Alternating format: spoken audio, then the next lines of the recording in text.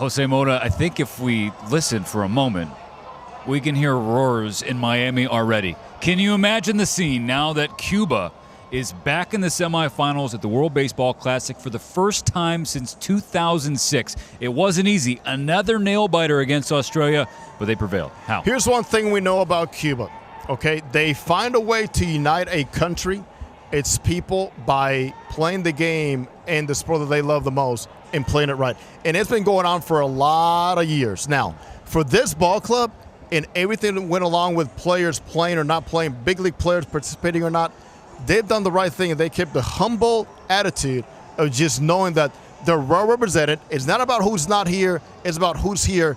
And how they did it is the fact that something Armando Johnson told me before the game.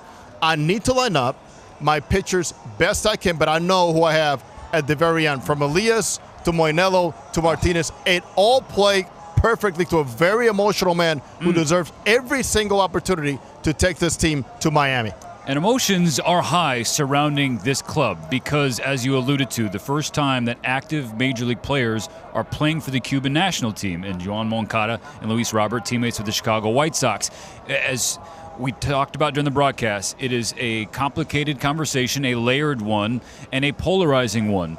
But in terms of the baseball for Moncada, he caught fire in that third game in Pool A, and he has not cooled off. Since he started hitting, the team has played better baseball. Tonight, just the walk was game-changing. His at-bats were game-changing. His presence in that lineup is game-changing. I think he carries a mentality of a guy that not with a lot of words to just go out there and say, I'm going to set the tone somehow, follow me. But I think he was prevalent and important in every single game that they won here so far in the World Baseball Classic.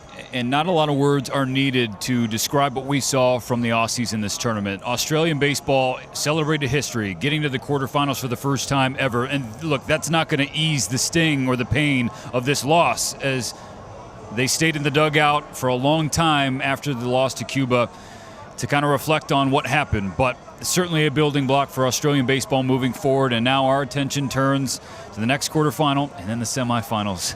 Cuba going to Miami. It's going to be a scene.